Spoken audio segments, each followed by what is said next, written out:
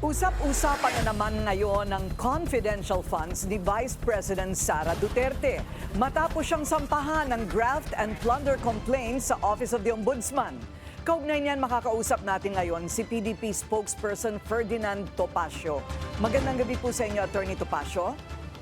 Yes, magandang gabi pong muli, Ma'am Corina. Always an honor and a pleasure. Wow, thank you very much, sir, sa inyong panahon. Sa isang ulat po, layon daw ng pagsasampa na ito ng graft and corruption laban sa bise na pahinain si VP Sara sa 2028. Kayo po ba'y naniniwala dito?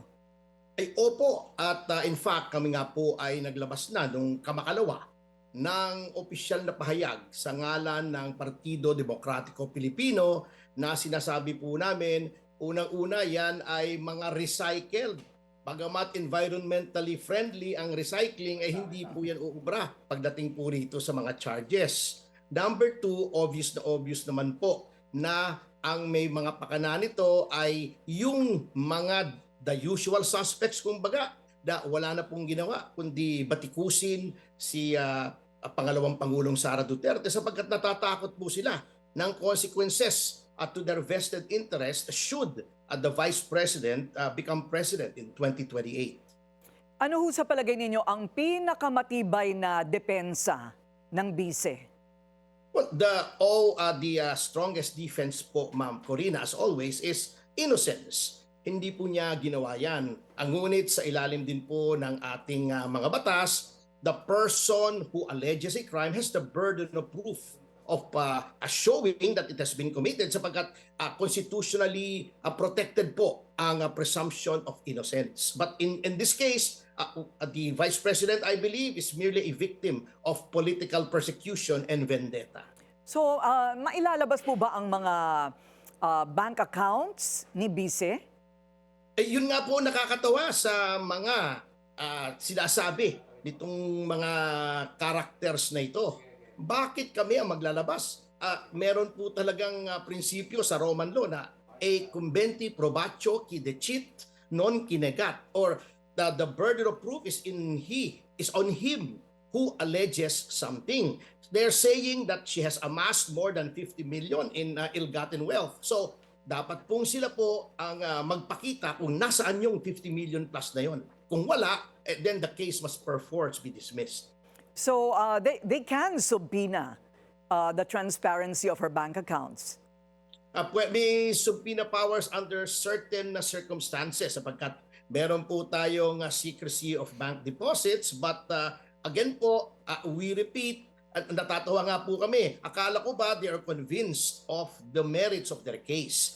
Ang kapal-kapal nga ng mga papeles na isinupiti nila. Ibig nyo pong sabihin sa daan-daang libong pahinang yon, wala yung alegasyon nila kung nasaan yung 50 million. So nakakatawa po ito. The powers of subpoena cannot be used as a fishing expedition under our due process clause. So dapat po sila magpakita. Ito yung bank account, ito yung mga yaman, ito yung lupa, ito yung bahay, ito yung mga sasakyan.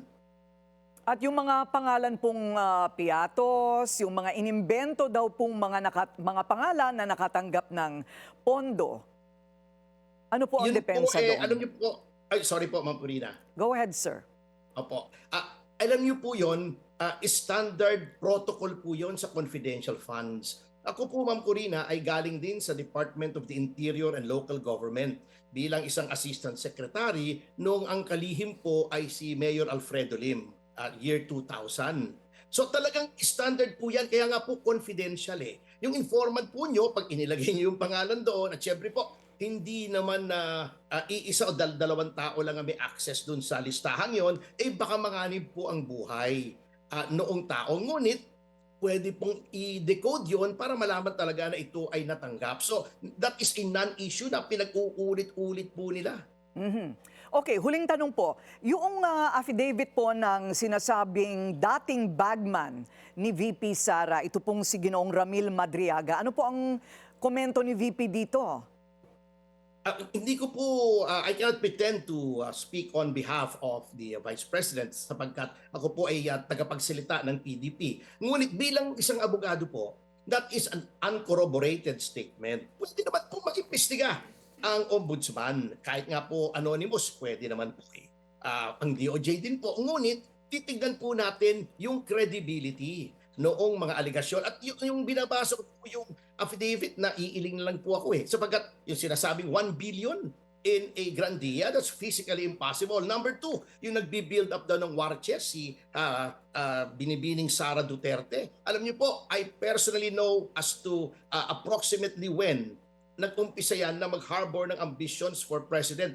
Yung before that po, there was really no plan to run as vice president or even president.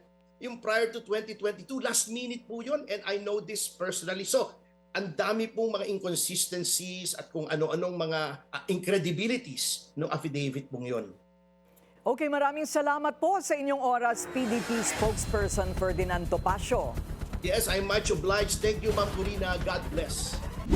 Manatiling nakatutok sa Bilyonaryo News Channel. Sumubaybay sa aming social media accounts at mag-subscribe sa aming YouTube channel para sa mga bago at eksklusibong balita.